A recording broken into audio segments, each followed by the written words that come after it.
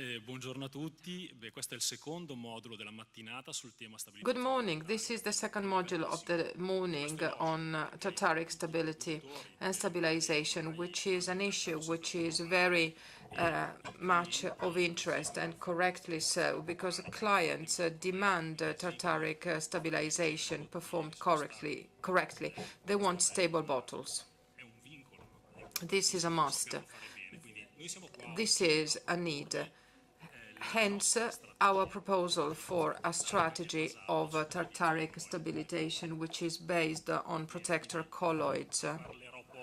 I will talk about a molecule which will soon become a new additive, which is potassium poliaspartate. My contribution will include 3 points mainly. We will talk about crystals and colloids. Then I will underline the strengths of stabilization which is obtained, and I will tell you about poliaspartate, and then I will focus on stabilizing synergies, which is a very important concept. Innanzitutto instabilità tartarica, molto velocemente, che cos'è l'instabilità tartarica? What is tartaric instability?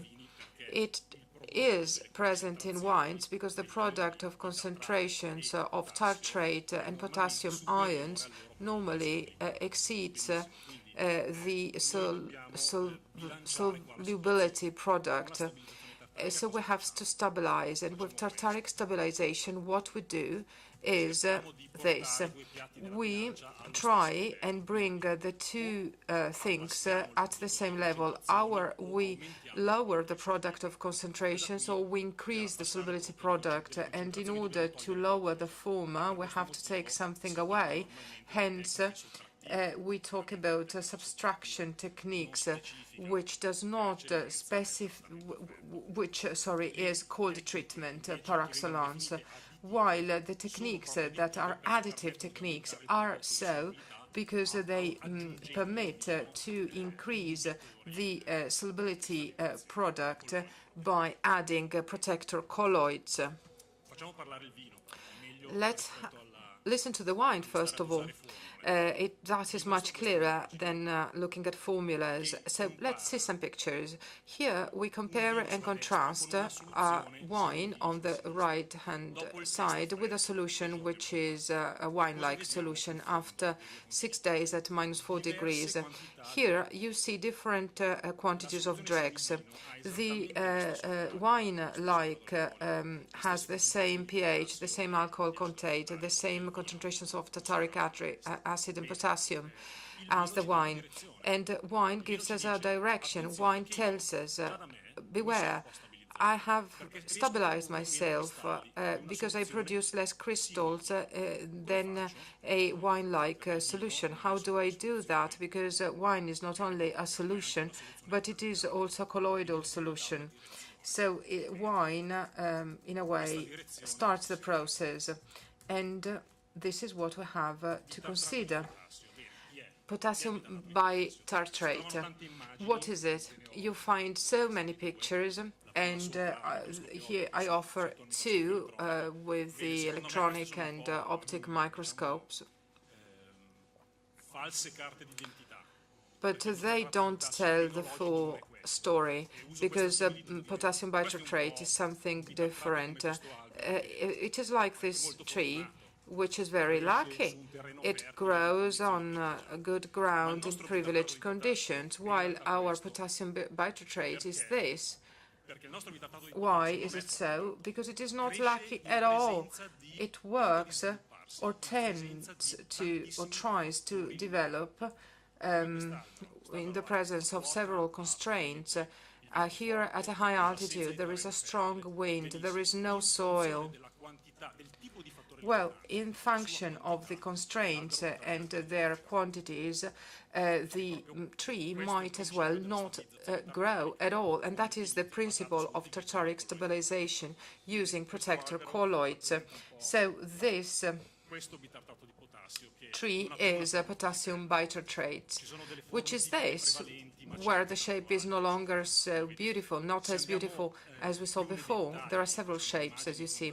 If we then use images that are made with the electronic microscope, we might even see that this is potassium bitartrate.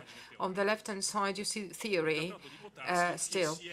And in this case, this potassium bitartrate developed in this way in this 2015 Primitivo wine with its typical colloids. And so the shape, the form, as a consequence, due to the colloids, was this. It is sort of sheets that tend to grow larger. And I show to you another picture, which I find beautiful, which is this. Remember the sheets that we saw before? This is a germ of crystallization. It's an attempt for growth, but it doesn't manage to. It is a sort of teenager crystal. It tries to grow, it tries to develop sheets, but they do not manage to grow, and they are pierced because monoproteins were added. And this is the effect of the protective action by monoproteins. I think that this is something you have never seen before in terms of a picture. Well, in the very same wine, if we treat this wine with CMC and GA Verec, the shape of the crystal changes again, and it is this one. So bitartrate is opportunistic in that it tries to always adjust and says, I try to develop, but if you block me, this is what happens. And all these images come from wines which were treated with insufficient dosage in relation to the achievement of stability, because if you do and act correctly, you can obtain this. For instance, this is a Chardonnay wine which has an average value of instability of tartaric instability, and it was treated with CMC. So you have protector colloids which are effective.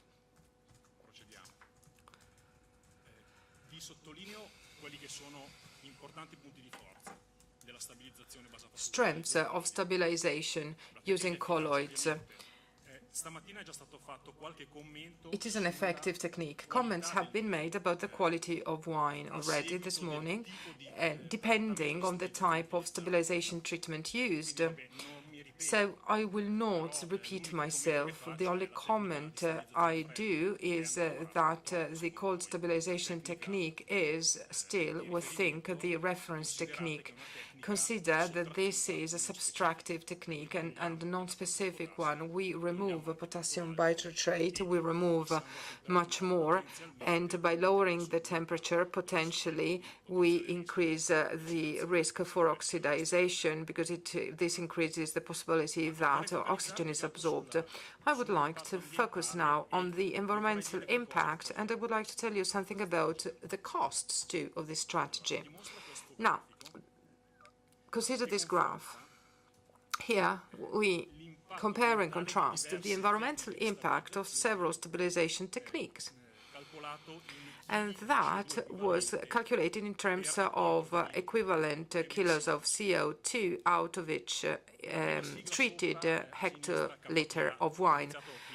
You see on the left-hand side potassium aspartate, and you see that the impact of stabilization with colloids is less than stabilization obtained with the cold treatment.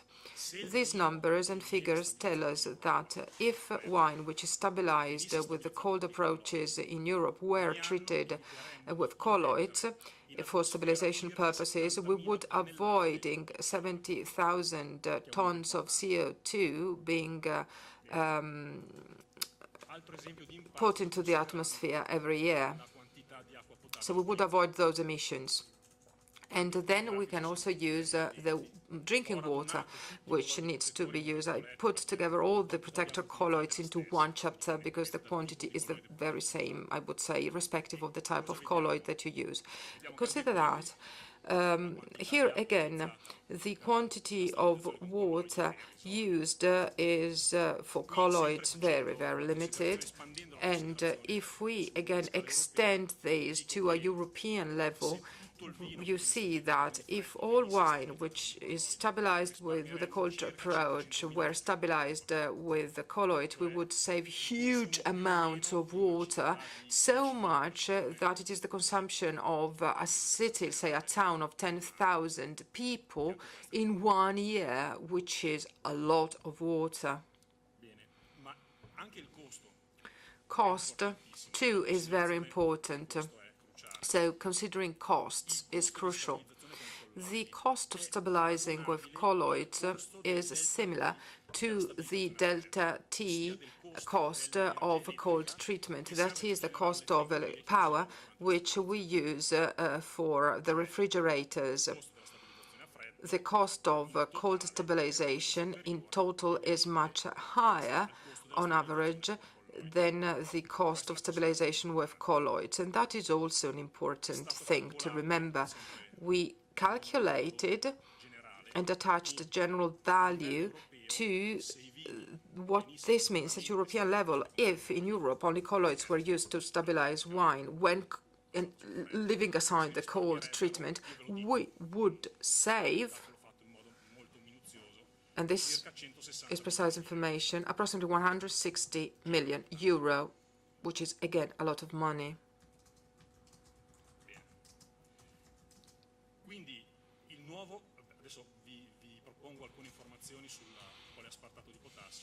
Let's now focus on potassium poliaspartate, which is the molecule we are working at.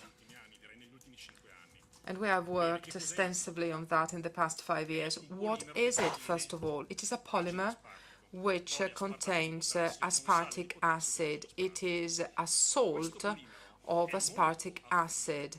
This polymer is akin to wine. Why? Because it is a natural amino acid, and it is normally and naturally contained in wine from some ppms to some hundreds of ppms. As a consequence, what we're doing here is taking a molecule which is naturally present in wine, and we transform it to obtain a technical effect, and that is very nice. And again, it is something which is very natural, I would say. Potassium poliaspartate. Well, in 2012, we intuitively thought of poliaspartate, and we tested that, and performance was very interesting. So that was our intuition. We also realized, though, that there was a long way to go, because it was not an additive, a food additive even, the molecule, which meant that we promoted a big European project which involved many partners, many institutes, and which was very successful, I would say, because we managed together to create a synergy and bring together several know-how sources. The synergetic approach made it possible to obtain in October 2016 the authorization by and from OIV of using potassium polyaspartate for Tartaric stabilization purposes. In March, a code was proposed for a food additive, which is potassium polyaspartate, because that is the normal procedure. You have to go through this procedure in order to be able to use the product in wine. What comes next is the following. We expect that the list of additives be updated soon. We expect in July also an updating of Regulation 606 on enological practices, which means by the end of the year, the product will be available for use in the winemaking sector, which means that it's a near future. I sought to summarize things drastically, I would say, and developed one table about the features of these Tartaric stabilizers. And I considered what we normally are asked for by all customers, how much and for how long. And this is what we considered: duration and efficiency. And potassium polyaspartate, when compared to the other solutions, is doing fine. And this is even more evident if we add two additional parameters, which is the filterability and also the interaction with color. This is commonly known, but we know that CMS has problems in relation to that. It is a defect. So if we bring everything together, we see that the profile of KPA is rather good.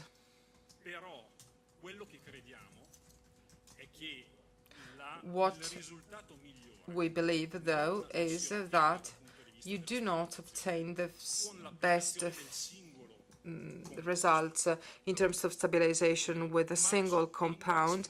Rather, you have to exploit the synergies between and among different compounds. Let's talk about soccer. If you have synergies when playing soccer, you have a strong team. And it is a team winning a championship, not one single player. What we want to offer you is the possibility and the tools to win two championships. This is the championship of stabilization of white and rosé wines and the championship of stabilization of reds. We have two teams. And in the short time that I have left, I will present to you the leaders of these two teams, which are for white and rosé wines, this product, which includes KPA, CMC, and Arabic rubber, which is Sayal, hydrolyzed Sayal. And putting everything together, we have a very high stability. You see controls also on the slide, and the delta metrosimic was used to assess stability and instability. You see how high these levels are. The blue is one is Chenin Blanc 2017 from South Africa, and it has 350 delta micro SCMs. So if you add the product, you can have stability in all the four wines tested, even though starting from extreme levels of stability. This is a huge opportunity. Very well. Let me move on to the leader of this team that will make it possible to really stabilize red wines. Now, with red wines, there's a synergy also when it comes to instability. Whenever there's a tartaric instability, very probably the color will be unstable too. Therefore, it is important to have a product that can take care of both instabilities. This product contains potassium polyaspartate and gum arabic, REC. And as you can tell from the pictures, it can manage high levels of tartaric instability and color instability. So this product, hopefully, will provide an excellent opportunity to all wine producers to better manage their wines. In conclusion, we feel that colloid-based stabilization certainly is a strategic option in order to increase the competitiveness of companies while paying specific attention to sustainability and product quality. I'd like to leave the floor now to Paola Domizio of the University of Firenze, who is going to present the results, the outcomes, the conclusions of a thesis, a university graduation thesis at the end of a European project that has characterized the environmental performance of potassium polyaspartate.